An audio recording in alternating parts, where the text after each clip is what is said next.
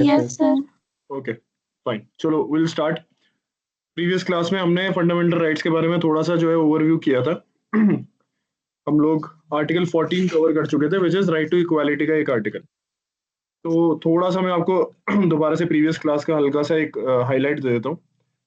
हमने fundamental rights के बारे में पढ़ना है। फंडामेंटल राइट्स टोटल 6 हैं। कॉन्स्टिट्यूशन के अंदर 6 फंडामेंटल राइट्स हमको मेंशन करे हुए हैं, जिसमें एक है right to equality.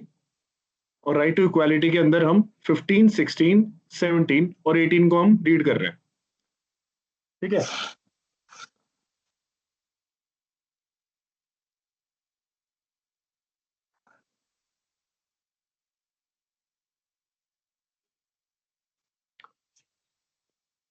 So article 14 I think हम लोगों ने ओवर कर लिया था। इट सेज अबाउट कि कैसे इक्वल प्रोटेक्शन ऑफ लॉ और राइट टू इक्वालिटी के अंदर क्या क्या चीजें आती है, हमने वो सब चीजें देख ली हैं। हम आर्टिकल 15 पे स्ट्रेट अवे पहुंचते हैं। ऑलरेडी हमारा जो है टाइम थोड़ा सा शॉर्ट है and we have to finish our class by 6। So article 15 बात करता है हमारी, इट सेज कि the state shall not discriminate against any citizen only on the ground of, ये जो नीचे आपको मेंशन कर रखा है कि रिलीजन, रेस या कास्ट, सेक्स और प्लेस ऑफ बर्थ या एनी ऑफ देम के बेसिस पे सरकार जो है किसी को भी डिस्क्रिमिनेट नहीं करेगी विद इन द सिटीजन्स। ठीक है। तो क्योंकि हमारे कंट्री के अंदर क्या करता है कॉन्स्टिट्यूशन, कॉन्स्टिट्यूशन आपको बेसिक राइट दे रहा है। तो 15 के अंदर आपको ये बेसिक राइट ये दिया गया है कि कोई भी सरकार on the basis of religion, आप पर्टिकुलर रिलीजन के साथ बिलोंग करते हैं, आप किसी एक पर्टिकुलर रेस से बिलोंग करते हैं, कोई आपकी एक पर्टिकुलर कास्ट है, आप मेल है फीमेल है, आप किसी जगह पे आपका जन्म हुआ है, दैट डजंट मीन कि वो आपको डिस्क्रिमिनेट करेंगे। सो वो कोई ऐसा लॉ नहीं बना सकते जिसके अंदर ये मेंशन होगा कि ये पर्टिकुलर रिलीजन का आदमी ये वाले काम नहीं कर पाएगा। फॉर एग्जाम्पल ऐसा हो सकता है कि अगर सरकार ये लॉ बना दे कि the people from this particular religion can not open their own business, अगर इस तरीके का कोई लॉ बनेगा तो वो एक बैड लॉ बनेगा। So that this sort of law is not allowed to be made in our country. और इसको कौन अलाउ नहीं करता? कॉन्स्टिट्यूशन का आर्टिकल 15 अलाउ नहीं कर रहा। ठीक है। तो 15(2) फर्दर बात करता है हमारी,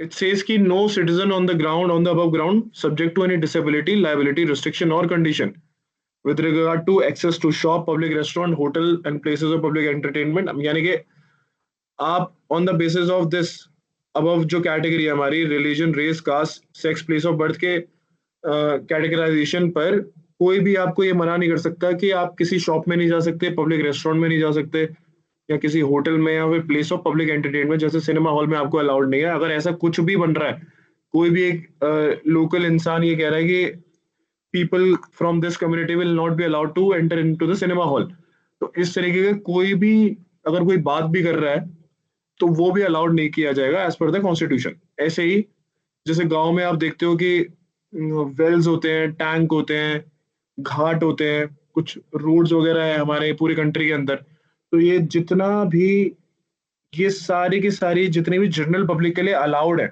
चीजें, इनको on the basis of above these category इनको डिसअलाउ नहीं किया जा सकता। ठीक है। सो आर्टिकल 15 क्या प्रिवेंट करता है? डिस्क्रिमिनेशन प्रिवेंट करता है इन 6 ग्राउंड्स पर। डू रिमेंबर दीज 6 ग्राउंड्स, हो सकता है ये क्वेश्चन के अंदर आ जाए कि on the basis of religion, race, caste, sex और प्लेस ऑफ बर्थ और एनी ऑफ देम, 6 ग्राउंड दे रखे हैं इसमें टोटल, इनके बेसिस पे सरकार कोई भी डिस्क्रिमिनेशन नहीं करेगी, first thing. But having said that, इसका मतलब ये नहीं है कि कुछ स्पेशल लॉज नहीं बना सकती सरकार for the under privilege people, यानी कि जो ऐसे लोग हैं हमारी कंट्री के अंदर जिनको के अंडर, जो कि बहुत टाइम से अंडर प्रिविलेज्ड है, they have been treated badly, तो उनके फेवर में कुछ कुछ लॉज बनाना अलाउड है। कॉन्स्टिट्यूशन कहता है कि कुछ एक्सेप्शन है हमारे पास, जो कि आर्टिकल 15(3), 4 और 5 के अंदर मेंशन करते हैं, विच सेज कि special provision for children and women बनाए जा सकते हैं, यानी कि बच्चों के लिए और औरतों के लिए कुछ स्पेशल लॉज बनाए जा सकते हैं। सो बिकॉज हम बात कर रहे थे कि on the basis of particular race हम किसी को डिस्क्रिमिनेट नहीं करेंगे। So women and children are themself a particular race, but law allow करता है हमको कि इनके फेवर में कुछ कुछ लॉज बनाए जा सकते हैं, जैसे वुमेन रिजर्वेशन की बात होती है। It is a law which is it tells about कि थोड़ा सा हमको फेवर करना चाहिए वुमेन का, because they have been under privileged.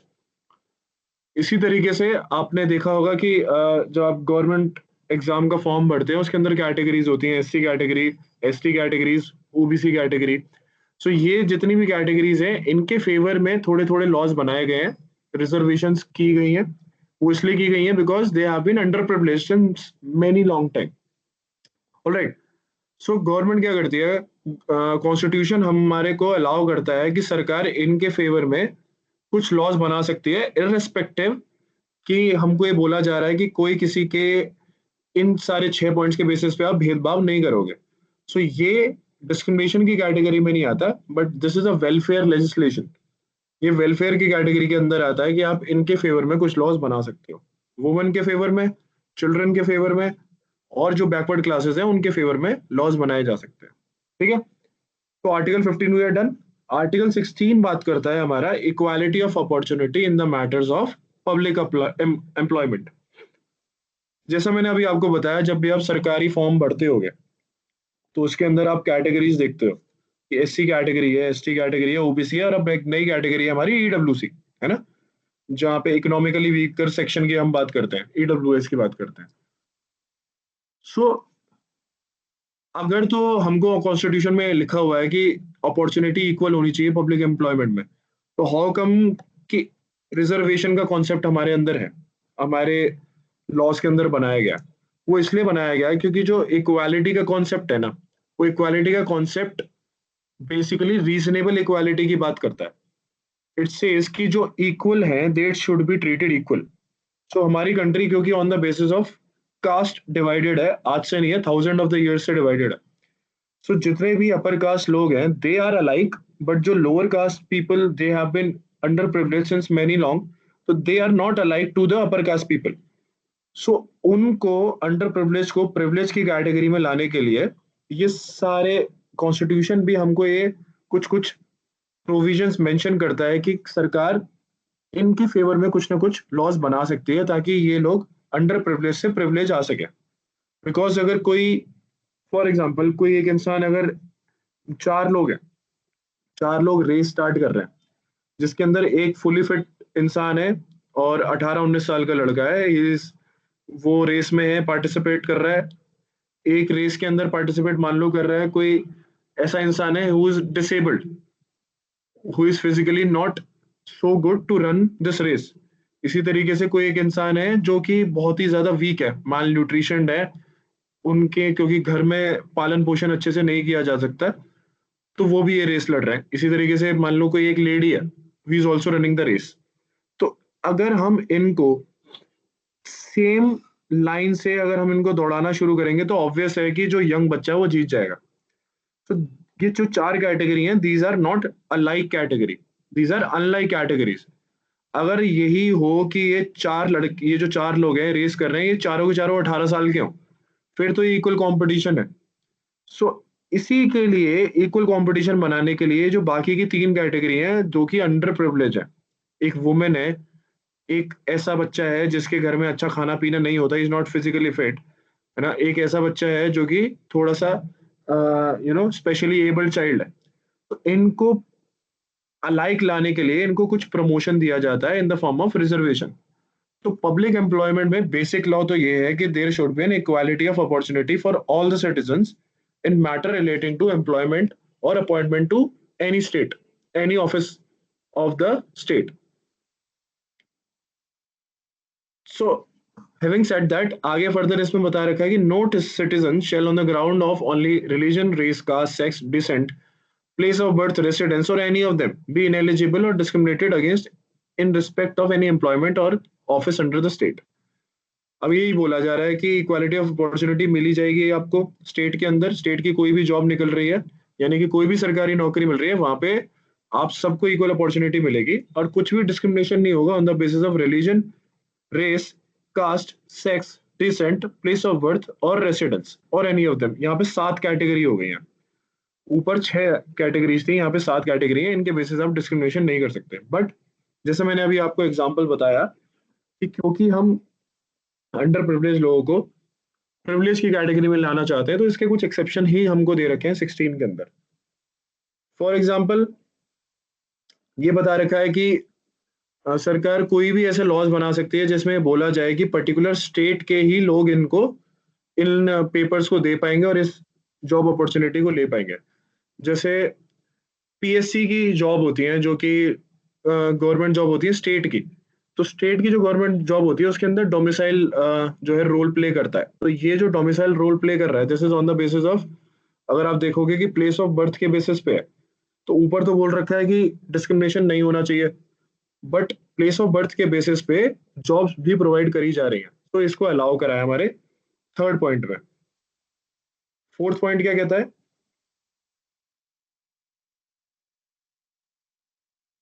Fourth point says कि रिजर्वेशन अलाउ किया जाना चाहिए on in the appointment for the backward classes of the country. जो भी रिप्रेजेंटेड नहीं है बैकवर्ड क्लासेस से, उनको रिजर्वेशन अलाउ करना चाहिए इन द स्टेट जॉब्स। तो आप देखोगे कि चाहे स्टेट पीएससी है चाहे यूपीएससी है, यूनियन की जॉब्स हैं, एसएससी की जॉब्स हैं, जितनी भी सेंटर की जॉब है, स्टेट की जॉब है, सबके अंदर एक रिजर्वेशन का कॉन्सेप्ट है एंड पर्टिकुलर रिजर्वेशन ग्रांट करी जाती है to the particular section of the society. जैसे एससी का रिजर्वेशन कोटा अलग है, एसटी का अलग है, ओबीसी का अलग है, एंड अब नई कैटेगरी है ईडब्ल्यूएस, उनका अलग है।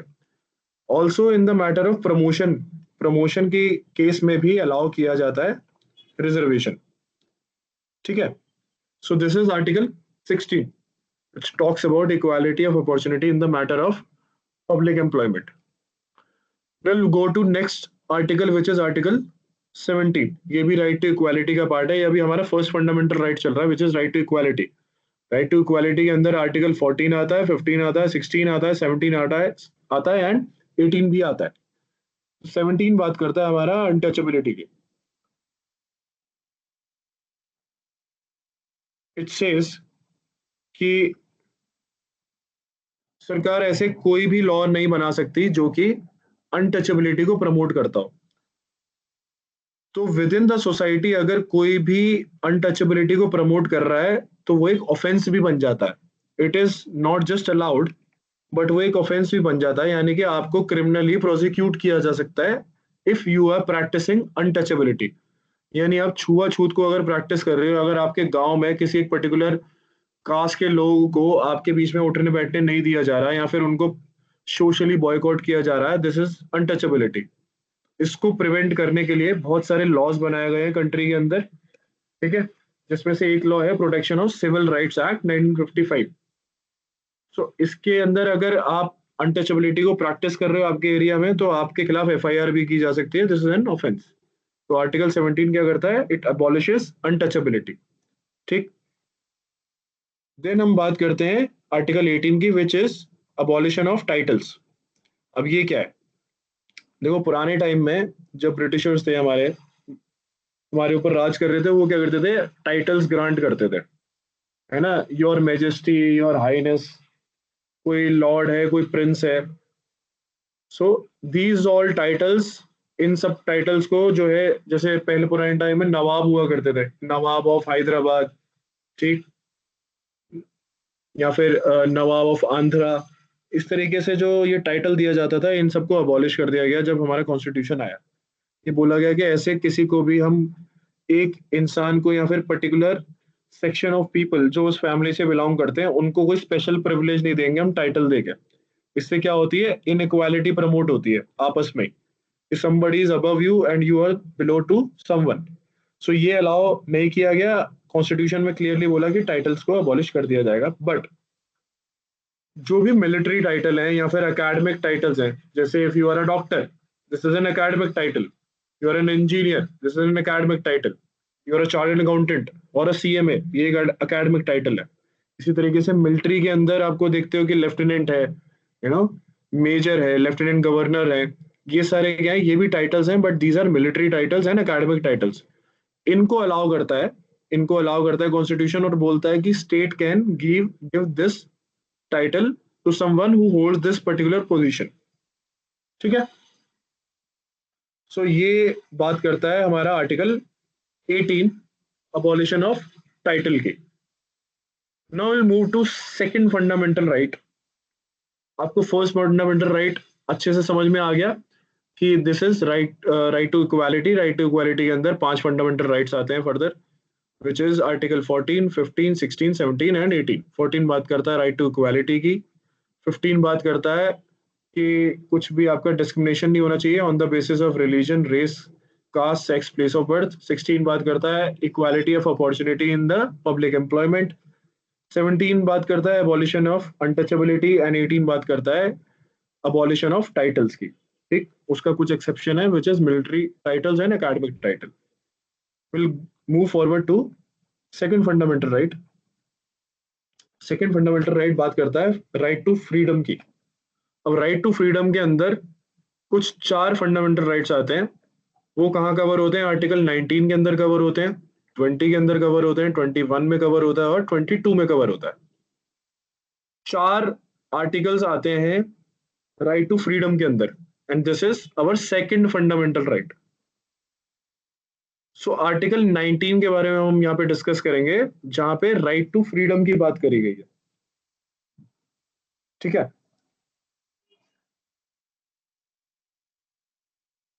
आर्टिकल 19 के अंदर 6 फ्रीडम्स के बारे में बात करी गई है जो हमें एज अ सिटीजन प्रोवाइड करे गए. ए बोलता है हमारे को freedom of speech and expression, freedom of assembly, freedom to form association, freedom of movement, freedom to reside and settle, freedom of profession, occupation, trade और बिजनेस. सो ये सब क्या राइट्स हैं? अब ये हमारे फंडामेंटल राइट क्यों है? आप देखो कि अगर स्पीच एंड एक्सप्रेशन के ऊपर अगर आपको बोल दिया जाए, सरकार कुछ ऐसा लॉ ले आए जिसमें बोल दे कि आप कुछ भी अपने व्यूज एक्सप्रेस नहीं कर सकते सोशल मीडिया के ऊपर, तो ये क्या होगा? आपके right to freedom of speech and expression का वायलेशन होगा. एंड कोई भी फुल फ्लेश्ड डेमोक्रेसी या healthy democracy can not can not be alive until unless आपको freedom of speech and expression ना हो. अगर आपके पास बोलने की आजादी नहीं है तो डेमोक्रेसी वो रहेगी नहीं. It will automatically term into monarchy और एनार्की इन कमिंग डेज और फ्यूचर. सो इसको रोकने के लिए सरकार को पहले ही बोल दिया गया कि हमारे पास ये फंडामेंटल राइट्स हैं. राइट टू फ्रीडम के अंदर हमारे 6 राइट्स होंगे, जिसमें फर्स्ट राइट है स्पीच एंड एक्सप्रेशन का. सेकंड है फ्रीडम ऑफ असेंबली. असेंबली के अंदर क्या है? आप लोग आपस में देखते हो कि बहुत सारे इवेंट्स होते हैं, है ना, आजकल शोज होते हैं, जागरण होते हैं, ये सब क्या है? This is freedom of assembly. Automatically तो इन सब के आपको राइट दिए गए हैं. वो क्यों दिए गए हैं? बिकॉज आर्टिकल ये कहता है कि ये फंडामेंटल राइट की कैटेगरी के अंदर आता है. Then freedom to form association. आपने देखा होगा कि आपके आसपास बहुत सारी एसोसिएशंस होंगी, ट्रेड यूनियंस होती हैं, फैक्ट्री में काम करने वालों की यूनियन होती है, एंड आप प्रोफेशन के अंदर जा रहे हैं तो फर्दर आप लोगों का भी एक यूनियन हो सकता है. तो ये सारा freedom to form an association भी हमारा क्या है? एक फंडामेंटल राइट है which comes under right to freedom. And similarly fourth right आपका इसके अंदर है फ्रीडम ऑफ मूवमेंट. अगर मान लिया जाए कि आपको बोल दिया जाए कि पंजाब से या हरियाणा से आपको आप मूव नहीं कर सकते टुवर्ड्स कर्नाटका. क्यों? क्योंकि आप पंजाब या हरियाणा से बिलोंग करते हो. तो अगर ऐसा कुछ रिस्ट्रिक्शंस आ जाएं तो क्या वो लॉ सही होगा? Will it be a valid law? No, वो लॉ वैलिड नहीं होगा, क्योंकि फ्रीडम ऑफ मूवमेंट हमारे यहाँ फंडामेंटल राइट है. हम पूरे देश के अंदर कहीं पे भी जा सकते हैं. हालांकि इन सबके कुछ एक्सेप्शंस हैं. एक्सेप्शंस क्यों होते हैं? क्योंकि हर जगह का जो एटमॉस्फेयर है या हर जगह की जो रिक्वायरमेंट है वो सेम नहीं हो सकती. अब आप बोलो कि सिक्किम या नागालैंड में या अरुणाचल प्रदेश में आप फ्रीली मूव कर सकते हो, तो वहां का सिचुएशन डिफरेंट है from the other parts of the country. So it depends कि कहाँ पे कैसी सिचुएशन है. उसी तरीके से राइट्स को अलाउ किया गया है सब्जेक्ट टू सर्टेन रिस्ट्रिक्शंस. तो आपको इनर लाइन परमिट लेना पड़ता है कुछ कुछ स्टेट्स में जाने के लिए. वो ऐसा क्यों है? क्योंकि कुछ कुछ रिस्ट्रिक्शंस दी गई हैं बिकॉज ऑफ द ज्योग्राफी और the conditions in that particular state. Then आपको अगला राइट दिया गया है freedom to reside and settle. आप पंजाब से कहीं पे भी सेटल हो सकते हो, आप हरियाणा में सेटल हो सकते हो, आप दिल्ली में सेटल हो सकते हो, आप बैंगलोर में सेटल हो सकते हो, वहां पे जमीन खरीद सकते हो, कोई प्रॉब्लम नहीं है. This is a fundamental right. Then है freedom of profession, occupation, trade and business. आप कोई भी प्रोफेशन को प्रोफेस कर सकते हो, कोई भी ऑक्यूपेशन कर सकते हो, ऑफ कोर्स वो इलीगल नहीं होना चाहिए। ट्रेड कर सकते हो, ऑफ कोर्स वो भी इलीगल नहीं होना चाहिए, इमोरल नहीं होना चाहिए, और बिजनेस कर सकते हो subject to certain restrictions. Profession के अंदर क्या आ जाता है, आप जैसे सीएमए कर रहे हो तो this is a professional course, तो you will be a professional in future. अब ये जो हमको राइट दे रखे हैं फ्रीडम वाले, this is subject to certain reasonable restrictions. These are reasonable restrictions because ये स्ट्रिक्ट रेस्ट्रिक्शंस नहीं है, इनको आप चेंज कर सकते हो एज पर द सिचुएशन। तो रीजनेबल रिस्ट्रिक्शंस क्या दे रखे हैं आपको, पहला सिक्योरिटी ऑफ द स्टेट, अगर कुछ भी मान लो सिक्योरिटी रीजंस की वजह से इन 6 राइट्स को कर्टेल करना पड़ रहा है या फिर रोकना पड़ रहा है, तो वो अलाउ कर दिया जाएगा।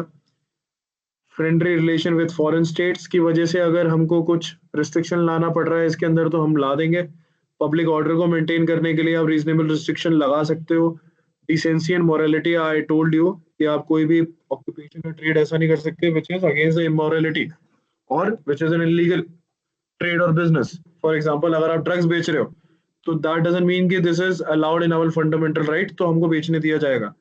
It is against the decency and morality. Also contempt of court एक रीजनेबल रिस्ट्रिक्शन है। फिर डिफेमेशन है, इंसाइटमेंट ऑफ ऑफेंस है, कोई भी इन राइट को प्रोफेस करके अगर आप ऑफेंस कर रहे हो तो it will not be allowed. And sovereignty and integrity of India, अगर ये सारे राइट्स आपको अलाउ कर रहे हैं and you are compromising the sovereignty and integrity of India, यानी कि आप कंट्री के कॉन्सेप्ट को ही डिनाई कर रहे हो, देन रीजनेबल रिस्ट्रिक्शन लगा दी जाएंगी उस पर्टिकुलर लॉ पे। ठीक, फिर इसके अंदर कुछ कुछ केसेस हुए, these are very prominent cases which have been given in your book, तो हम थोड़ा थोड़ा सा हम गो थ्रू कर लेते हैं।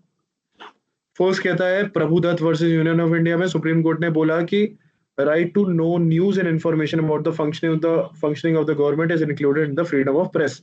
तो जब हम बोलते हैं कि फ्रीडम ऑफ प्रेस की आजादी हमको कहाँ से मिली है, क्यों हमारी कंट्री के अंदर चौथा पिलर ऑफ डेमोक्रेसी प्रेस है और मीडिया है, वो हमको इसी फंडामेंटल राइट से मिलता है जो कि हमारा freedom of speech and expression में आता है। ठीक है, तो इस केस के अंदर भी बोला गया था कि हमको न्यूज जानना और इंफॉर्मेशन का अधिकार है, सरकार कैसे काम करती है, it comes under freedom of press. Then एक केस हुआ union of India versus association for democratic reforms. इसमें सुप्रीम कोर्ट ने क्या बोला, that people have right to know about the candidate before voting, thus the law preventing election commission from asking for the candidate's wealth, asset, liability, education and other information is invalid। यानी कि election commission अगर एक law ऐसा बना देता है कि ये बोलता है कि जो भी कैंडिडेट खड़ा हुआ है उसके वेल्थ के बारे में, उसके एसेट के बारे में, लाइबिलिटी के बारे में आप लोगों को जानने का कोई अधिकार नहीं है, तो ये जो लॉ है ये इनवैलिड लॉ है। सुप्रीम कोर्ट ने इस लॉ को क्या कर दिया, इनवैलिड करार कर दिया, because this was breaching the fundamental right. ठीक, then Tata press limited versus MTNL बात करता है, तो supreme court held that commercial speech यानी कि advertisement is part of freedom of speech and expression as per article 19(1)। जितने भी आप एडवर्टीजमेंट देखते हो, साबुन का एडवर्टीजमेंट है, गाड़ी का एडवर्टीजमेंट है, ये सारा का सारा कमर्शियल स्पीच के अंदर आता है। It also comes in article 19(1)(a)। ठीक, तो ये सब कुछ बनाने का जो बेसिक सोर्स है वो कॉन्स्टिट्यूशन ही है। Constitution is the basic source to make other laws. अगर कॉन्स्टिट्यूशन में बोल दिया होता है कि freedom of speech and expression नहीं है, तो ये एडवर्टीजमेंट बनाने के जो लॉज होते हैं, इसके लिए भी कुछ लॉज होते हैं जिसमें हम एडवर्टीजमेंट को भी रेगुलेट करते हैं। बट अब हो सकता था कि अगर ये होता ही ना तो एडवर्टीजमेंट बनाने का हमको राइट भी नहीं होता।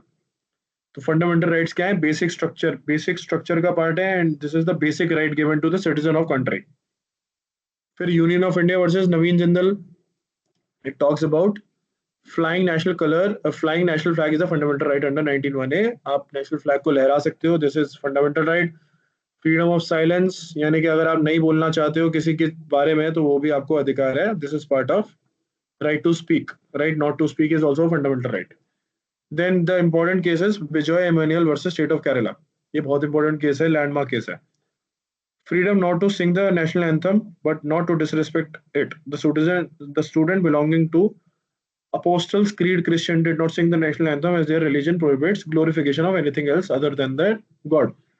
अब इस केस के अंदर क्या हुआ था, कुछ केरला में क्रिश्चियंस के अंदर भी एक सेक्ट है जो कि अदर देन देयर गॉड वो किसी चीज की ग्लोरिफिकेशन को अलाउ नहीं करते। तो इस केस के अंदर बोला गया कि वो लोगों ने नेशनल एंथम नहीं गाया था, एंड इन बच्चों को क्या करा था, ये 2-3 भाई बहन थे, इनको जो है निकाल दिया गया था स्कूल से। सो जब केस सुप्रीम कोर्ट में पहुंचा तो ये माना गया कि क्योंकि हमारे पास फ्रीडम है कुछ भी स्पीच एंड एक्सप्रेशन का, दैट डजंट मीन कि आप रेस्पेक्ट नहीं करोगे नेशनल एंथम की। बट उसमें फिर इन लोगों ने प्ली ली कि आप respect, they were standing for the national anthem but they were not singing. So this was enough to give respect to the national anthem and this was allowed. अगर आप नहीं बोलना चाहते हो, जो कि जैसे हमने ऊपर बोला freedom of silence, right not to speak, this is allowed in our constitution. तो अगर आप नहीं बोल पा रहे that's okay, but you have to give respect to the national anthem. So इस केस में नेशनल एंथम को रिस्पेक्ट दी गई थी, भले ही they were not singing the song, singing the national anthem, but उनका जो रेस्टिगेशन था वो इनवैलिड माना गया था। ठीक है, so this is article 19। Article 19 right to freedom के बारे में बात करता है। अब हम आते हैं आर्टिकल 20 के ऊपर। आर्टिकल 20 थोड़ा सा इंपॉर्टेंट है, थोड़ा सा टेक्निकल है। ये बात करता है जब आप कोई ऑफेंस कर देते हो, ऑफेंस करने के बाद आपके पास क्या राइट है, या फिर ऑफेंसेस से रिलेटेड क्या राइट्स है। मान लो आज आपने किसी को मारा, है ना, या कोई भी ऐसा ऑफेंस करा which comes into the category of criminal offence. किसी के घर पे जाके आप मारपीट कराए, किसी की दुकान तोड़ा या जला दिया, तो इससे रिलेटेड बेसिक फंडामेंटल राइट आपके पास क्या है वो बता रखे हैं आर्टिकल 20 के अंदर। So point in context to your examination article 20 आ सकता है, बिकॉज आर्टिकल 20 थोड़ा सा टेक्निकल है और इसके अंदर 3 चीजों की बात करी गई है। It talks about x post facto law, ये कुछ प्रिंसिपल्स दे रखे हैं हमको, double jeopardy and self incrimination. अब इसमें क्या बोला गया है, एक्स पोस्ट फैक्टो लॉ के बारे में आप समझो। इसमें बताया गया कि no person shall be convicted of any offence except for the violation of law in force at the time of commission of the act. For example, मान लो आज 24 जनवरी है, 24 फरवरी है 2025, और इस दिन एक पर्टिकुलर एक्टिविटी को क्रिमिनल ऑफेंस नहीं माना गया। मान लेते हैं कि घर में तोड़फोड़ करना आज के टाइम में एक क्रिमिनल ऑफेंस नहीं है, बट आज से 20 दिन बाद सरकार एक लॉ लेके आती है, और इसको छोड़ो, हम मॉब वायलेंस की बात करते हैं। पीछे बहुत सारी आपने मॉब लिंचिंग के बारे में जो है सुना होगा। सो मॉब लिंचिंग के ऊपर अब जो है लॉ बन चुका है, और ऐसे ही for the sake of example मैं आपको समझाने की कोशिश कर रहा हूँ। ऑफेंस वो भी है, उससे पहले भी था, अब पर्टिकुलर मॉब लिंचिंग भी एक ऑफेंस बन जाता है। तो मॉब लिंचिंग के बारे में एक पर्टिकुलर क्या था कि पहले एक एग्जैक्ट लॉ नहीं था कि मॉब लिंच के अंदर कौन कौन लायबल होंगे, बिकॉज एक साथ इतनी सारी भीड़ अगर किसी को मार रही है तो सभी लोग लायबल होंगे, या फिर वो लोग लायबल होंगे जिन्होंने शुरू किया। तो इसके ऊपर कुछ एक पर्टिकुलर लॉ था नहीं। अभी मॉब लिंचिंग के ऊपर कुछ कुछ स्टेट्स के अंदर लॉ एप्लीकेबल हो गया। तो कमिंग बैक टू, क्योंकि ये थोड़ा सा आपका टेक्निकल हो जाएगा, मैं हाउस ब्रेकिंग वाली ही बात करता हूँ। अगर मान लो कि आज के डेट में किसी के घर में तोड़फोड़ करना एक ऑफेंस नहीं है, और आपने आज ही ये ऑफेंस करा, आप किसी के घर गए, आपने तोड़फोड़ कर दी। अब 20 दिन बाद एक लॉ बना जिसमें बोला गया कि घर पे तोड़फोड़ करना इज एन ऑफेंस। तो आज जब ये 20 दिन बाद लॉ बना है, तो आपको अपने 20 दिन पहले के एक्ट के लिए लायबल नहीं ठहराया जाएगा। This is ex post facto law, यानी कि क्रिमिनल लॉ का रेट्रोस्पेक्टिव इफेक्ट नहीं होता है।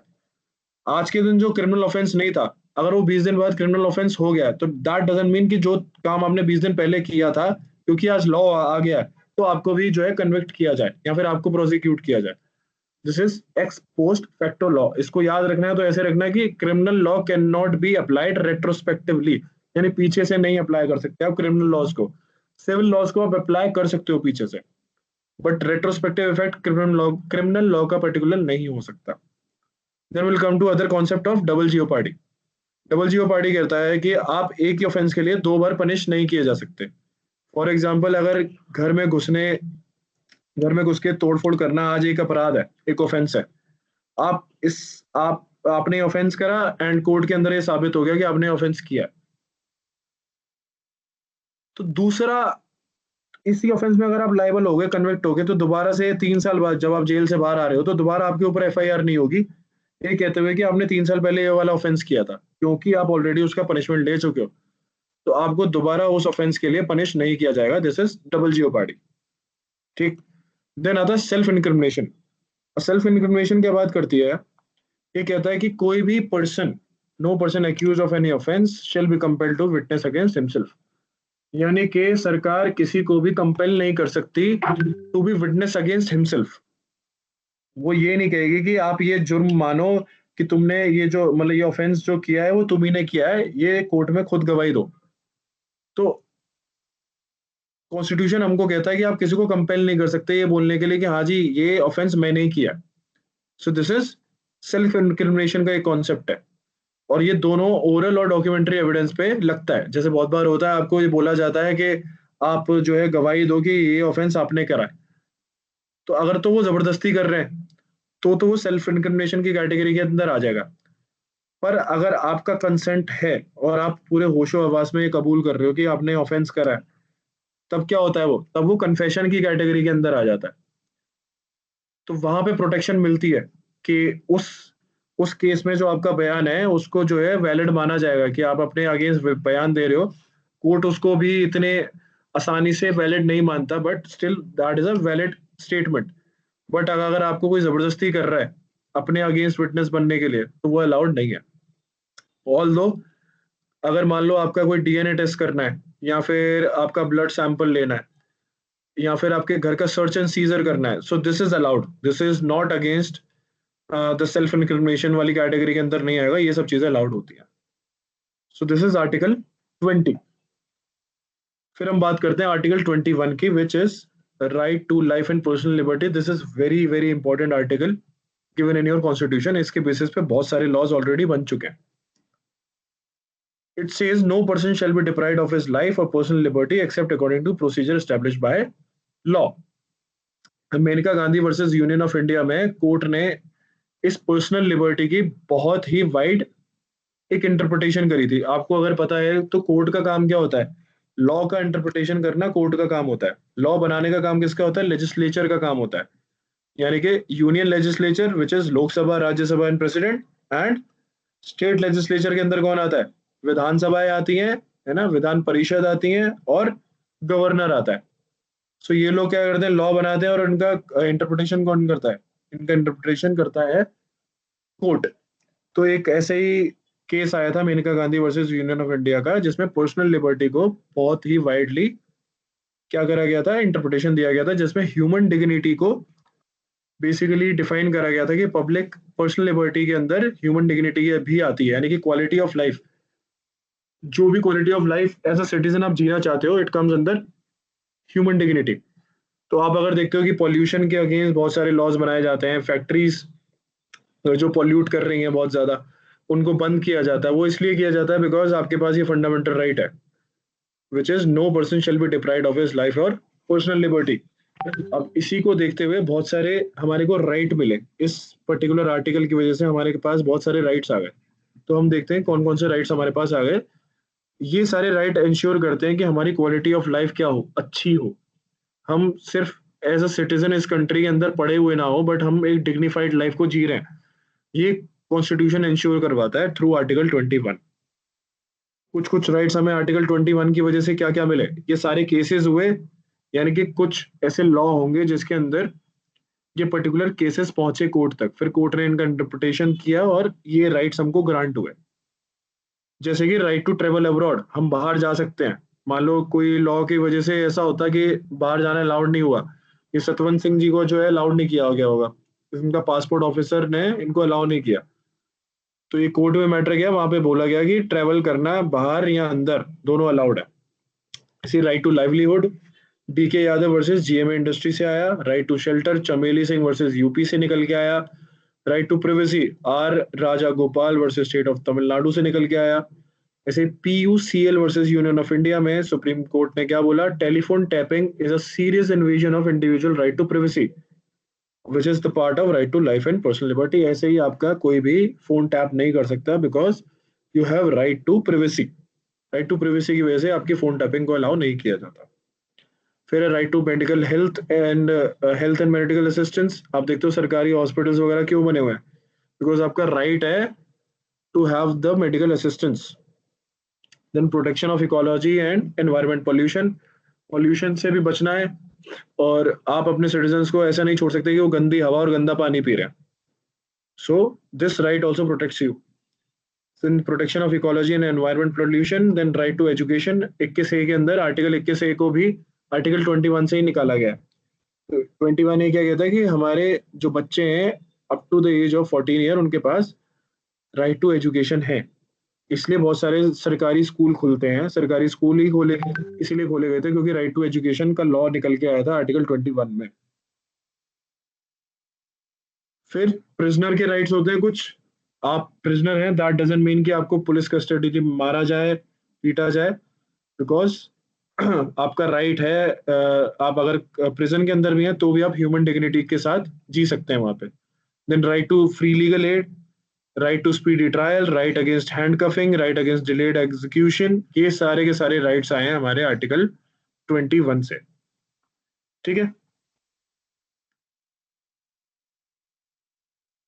देन आपका आर्टिकल 22, अब आप नॉट टेल मी कि आपकी अगली क्लास है अभी क्या? हेलो। नो सर अगली क्लास नहीं है। अगली क्लास नहीं है तो हम 15 मिनट अभी ले सकते हैं और यस सर। ठीक है, ठीक है। सो आपकी इसके अंदर आपकी बुक के अंदर आर्टिकल 22 का मेंशन नहीं किया गया, बट आर्टिकल 22 के अंदर क्या है, इसमें कुछ अरेस्ट के रिगार्डिंग कुछ राइट्स वगैरह हमको बता रखे हैं। अगर आपको कोई अरेस्ट करता है पुलिस वाला तो you have the right to know कि आपने क्या ऑफेंस करा है।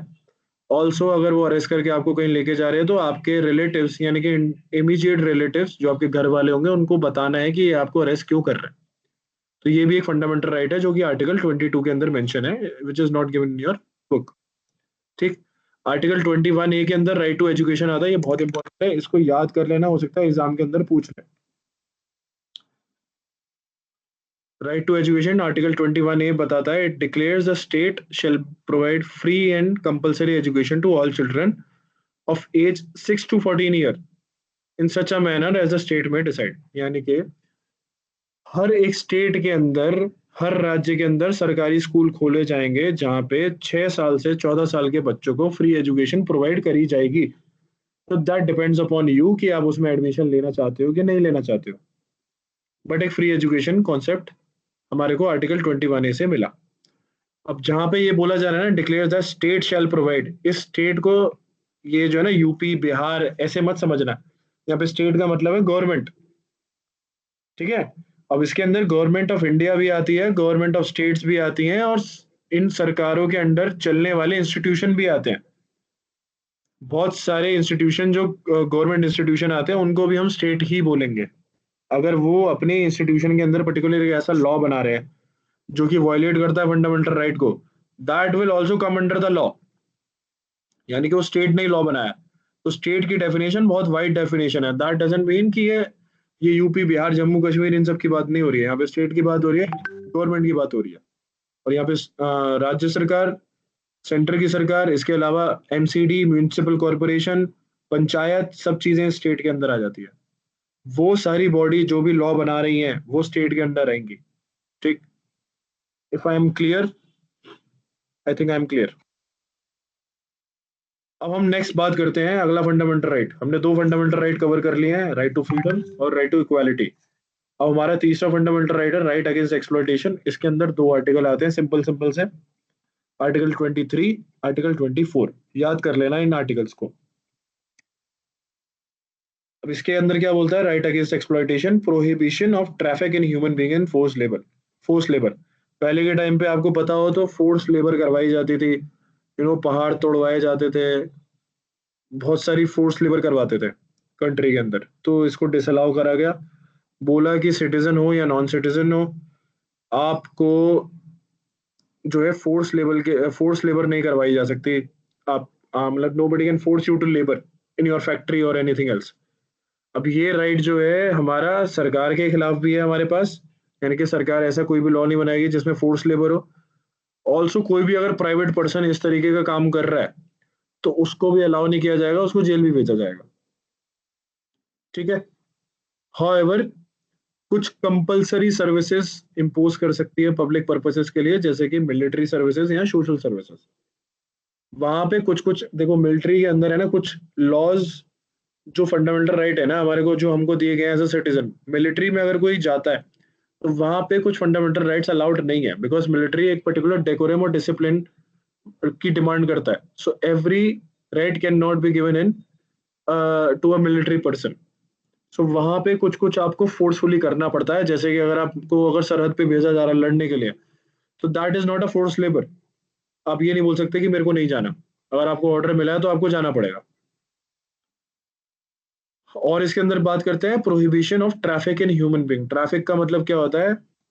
आपने बहुत सारी पिक्चरों में देखा होगा कि ट्रेनों में भर के जो है एक जगह से दूसरी जगह पे ह्यूमन रिसोर्सेज को सप्लाई किया जाता है. जैसे हम सुनते हैं कि नेपाल से बहुत सारे लोग आते हैं इंडिया के अंदर फोर्सफुली.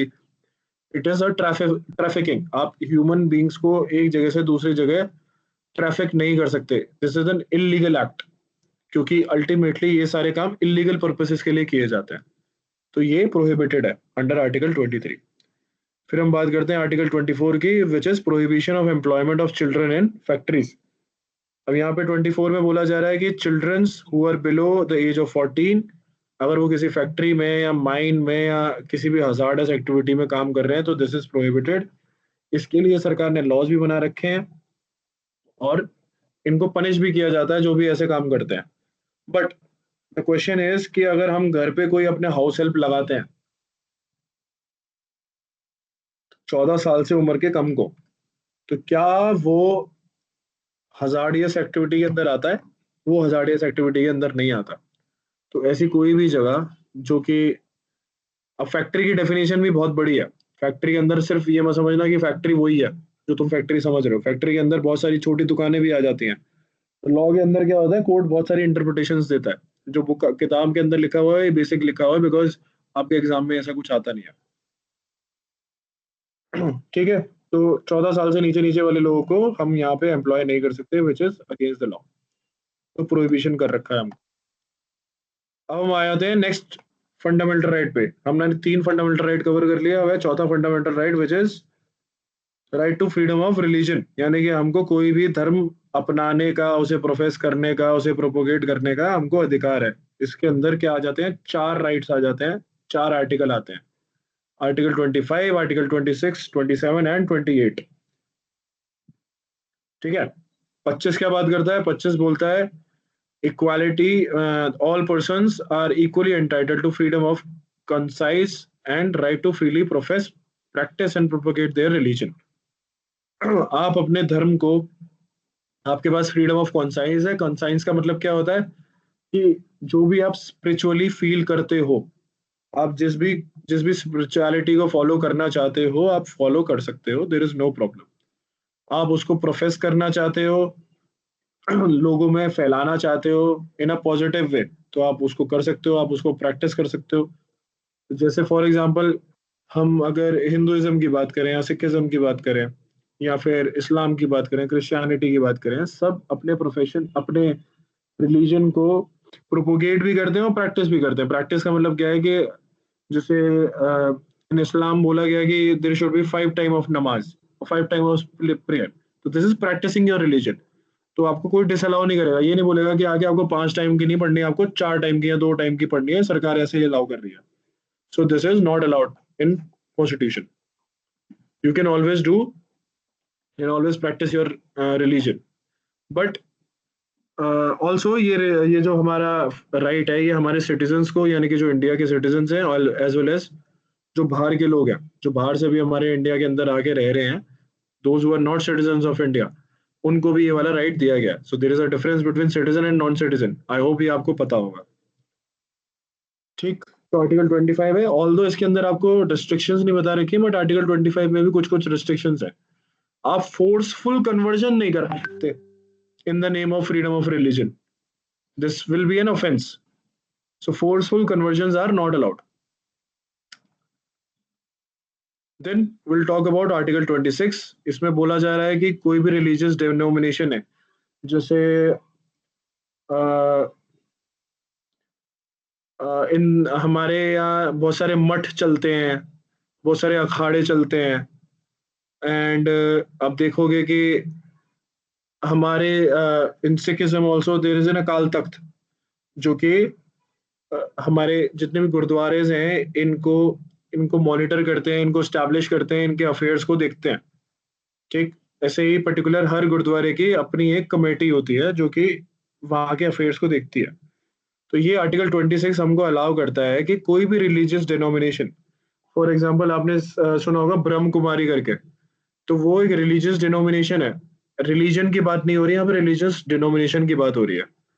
यानी सिर्फ रिलीजन को अलाउड नहीं है, रिलीजियस डिनोमिनेशंस को भी अलाउड है। ऐसे बहुत सारे जो भी एक पर्टिकुलर डिनोमिनेशंस को फॉलो करते हैं उनको अलाउ किया गया है कि अपने रिलीजियस और चैरिटेबल पर्पसेस के लिए वो कुछ भी इंस्टीट्यूशन खोल सकते हैं, अपने मैनेज कर सकते हैं अपने अफेयर्स को, अपने इन the name of that institution acquire कर सकते हैं मूवेबल और immovable property also. But in ये सभी रिस्ट्रिक्शंस इनके ऊपर रीजनेबल लगती हैं। ऐसा नहीं है कि they can go beyond the reasonable restrictions. कुछ कुछ सरकार रिस्ट्रिक्शंस लगाती है, वो उनको फॉलो करनी पड़ती है। फिर आर्टिकल 27 बात करता है कि सरकार आपसे कोई भी ऐसा टैक्स नहीं ले सकती जिसमें ये बोले कि ये टैक्स आप इसलिए दे रहे हो ताकि मैं प्रमोट कर सकूं एक पर्टिकुलर रिलीजन को या फिर रिलीजन डिनोमिनेशन को। तो ऐसा कोई भी टैक्स लेवी नहीं हो सकता। अब इनकम टैक्स के अंदर मान लो ऐसा कोई टैक्स आ जाए सेस की फॉर्म में, जिसमें बोला जाए कि ये सेस आपको देना पड़ेगा ये पर्टिकुलर रिलीजन को प्रमोट करने के लिए, तो वो अलाउड नहीं है। फिर 28 क्या बात करता है कि कोई भी रिलीजियस इंस्ट्रक्शन नहीं दिए जाएंगे एजुकेशनल इंस्टीट्यूशन के अंदर जो कि सरकार का इंस्टीट्यूशन है। यानी कि जो सरकारी कॉलेजेस हैं, सरकारी स्कूल्स है, उसके अंदर आप ये नहीं कर सकते कि आप पर्टिकुलर एक ही रिलीजन के रिलीजियस इंस्ट्रक्शन दे रहे हो वहाँ के बच्चे कि आपने ये फॉलो करना है, ऐसा होगा वैसा होगा। ऐसा नहीं है।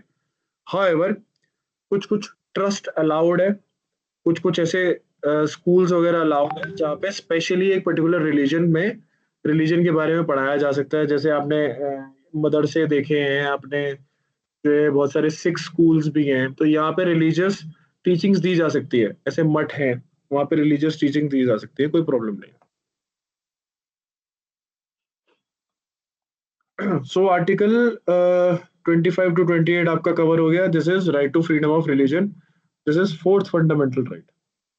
अब हम बात करेंगे फिफ्थ फंडामेंटल राइट की, which talks about cultural and educational right.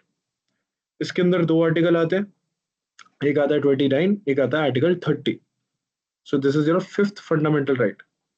अब आर्टिकल 29 क्या कहता है कि जो भी citizen residing in the territory of India है, जिनका डिस्टिंक्ट लैंग्वेज है, डिस्टिंक्ट स्क्रिप्ट है या अपना खुद का कल्चर है, उनके पास राइट है अपने कल्चर को प्रिजर्व करने का।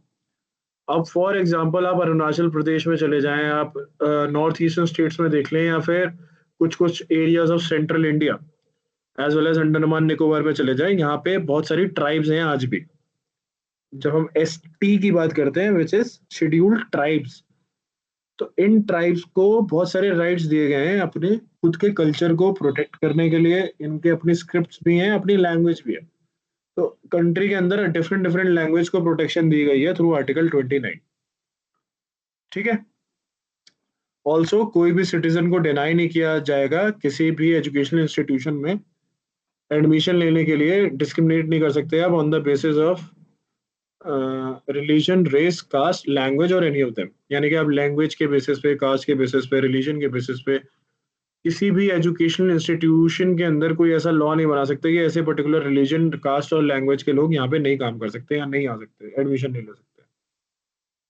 So this is Article 29 which talks about protecting your own language, script and culture. ठीक। फिर हम बात करते हैं आर्टिकल 30 की। It mentions about right of minorities to establish and administer education institution। तो यहाँ पे जो minorities की बात हो रही है, यहाँ पे religious minorities की बात नहीं हो रही है सिर्फ, यहाँ पे minorities की बात हो रही है लैंग्वेज के बेसिस पे भी। तो बहुत सारी कंट्री के अंदर एक सेट ऑफ पीपल हैं जो एक पर्टिकुलर लैंग्वेज बोलते हैं, तो उनको भी अलाउ किया गया है कि वो अपने एजुकेशनल इंस्टीट्यूशंस को ओपन कर सकते हैं। They have the choice to open their educational institution, जहाँ पे वो एजुकेट भी कर सकते हैं और अपनी लैंग्वेज या रिलीजन के बारे में प्रोपगेट भी कर सकते हैं, बता भी सकते हैं। बट अगर वहां पे अगर एड दी जा रही है सरकार के द्वारा, तो वहां पे भी ऐसा होगा कि अब you can not discriminate the other people to enter into your institution. ठीक है, वो हमेशा रहेगा। So this is your fifth fundamental right which is cultural and educational right. इसके अंदर 2 आर्टिकल्स आते हैं। अब फाइनल आपका फंडामेंटल राइट है article 32 which is the most important fundamental right, talks about right to constitutional remedy. अब for example मान लो आपको ये इतने सारे राइट दे दिए है ना, राइट टू इक्वालिटी दे दिया, फ्रीडम ऑफ स्पीच दे दिया, एक्सप्रेशन दे दिया, फ्रीडम ऑफ रिलीजन दे दिया, एक्सप्लॉइटेशन के अगेंस्ट राइट दे दिया, कल्चरल एंड एजुकेशनल राइट भी दे दिया। अब आपका कोई भी राइट इन्फ्रिंज हो रहा है और आप कोर्ट ही नहीं जा सकते उसको बचाने के लिए, तो फिर इन राइट्स का कोई फायदा नहीं है। तो आर्टिकल 32 इसी चीज को एड्रेस करता है। इट सेज कि हमारे पास कॉन्स्टिट्यूशनल रेमेडी है। हम क्या कर सकते हैं, अगर हमारा फंडामेंटल राइट ब्रीच हो रहा है तो we can move to court और वहां पे हम बोल सकते हैं हमारा फंडामेंटल राइट ब्रीच हो रहा है तो प्लीज कोर्ट हेल्प मी। अब क्या करता है कोर्ट, कोर्ट को कुछ पावर्स दी गई हैं आर्टिकल 32 के अंदर which is in the form of writs और ऑर्डर्स। कोर्ट क्या करता है, सुप्रीम कोर्ट खास करके यहाँ पे सुप्रीम कोर्ट की बात होती है आर्टिकल 32 के अंदर कि आप सीधा सुप्रीम कोर्ट जा सकते हो अगर आपका फंडामेंटल राइट ब्रीच होगा। अब आपके बेसिक लीगल राइट जब ब्रीच होते हैं, मान लो कोई प्रॉपर्टी का डिस्प्यूट है, तो क्या आप सीधा सुप्रीम कोर्ट जा सकते हो? नहीं जा सकते, आपको डिस्ट्रिक्ट कोर्ट जाना पड़ेगा। पर आपका कोई भी ऐसा राइट है जो कि फंडामेंटल राइट को ब्रीच हो रहा है, यानी कि आपको पर्टिकुलर घर में घुसने नहीं दिया जा रहा, या किसी एजुकेशनल इंस्टीट्यूट में आपको अलाउ नहीं किया गया on the basis of your religion और कास्ट, अगर ऐसा कुछ हुआ है, ये राइट आपका ब्रीच हुआ है, तो आप सीधे सुप्रीम कोर्ट जा सकते हो, क्योंकि आर्टिकल 32 ये बात बोलता है right to constitutional remedy. First point बोलता है you have the right to move supreme court by appropriate proceeding for enforcement of rights conferred by this part. यानी कि इस पार्ट में जो कि फंडामेंटल राइट है, इसमें जो भी हमको राइट दिए गए इनको एनफोर्स कराने के लिए आप सीधा सुप्रीम कोर्ट जा सकते हो, लोअर कोर्ट में भी जाने की जरूरत नहीं है। ठीक, जब आप पहुंचोगे सुप्रीम कोर्ट क्या करेगा, कुछ ऑर्डर इशू करेगा। ये ऑर्डर्स होते हैं, इनको रिट भी बोला जाता है। क्यों रिट बोला जा रहा है इनको? बिकॉज ये फंडामेंटल राइट को प्रोटेक्ट करने के लिए ऑर्डर है, इसलिए इनको स्पेशल नाम दिया गया, रिट का नाम दिया गया। तो इसमें कुछ 5 तरीके की रिट्स हैं हमारे पास। फंडामेंटल राइट्स को देखते हुए 5 तरीके के ऑर्डर बनाए गए हैं जो कि सुप्रीम कोर्ट देता है जब भी उनके पास कोई भी मैटर पहुंचता है जो कि फंडामेंटल राइट को ब्रीच कर रहा है। अब 5 रिट कौन सी है, ये पेपरों के लिए बहुत इंपॉर्टेंट है तुम्हारे, ये क्वेश्चन बन जाएगा तुम्हारा for sure. So this is in the nature of habeas corpus, mandamus, prohibition, quo warranto and certiorari। ये लास्ट वाले को certiorari रीड करते हैं, ठीक है। ये क्या है, 5 ऑर्डर हैं, स्पेशल ऑर्डर हैं। अगर आपके फंडामेंटल राइट ब्रीच होते हैं तो इस 5 ऑर्डर से आपका जो फंडामेंटल राइट प्रोटेक्ट होता है। सुप्रीम कोर्ट ये 5 ऑर्डर में से एक ऑर्डर आपको पास करती है एज पर योर सिचुएशन। इसके डीप में नहीं जा रहे हम, हैबियस कॉर्पस क्या होता है, मैंडेमस क्या होता है, प्रोहिबिशन क्या होता है, बिकॉज ये आपको पढ़ा आपकी किताब में। But these are the orders which are in the nature of writ. बस ध्यान रखना कि इनको रिट बोला जाता है बिकॉज ये स्पेशल ऑर्डर्स है, क्योंकि फंडामेंटल राइट को ब्रीच करने से प्रिवेंट कर रहा है, ठीक है।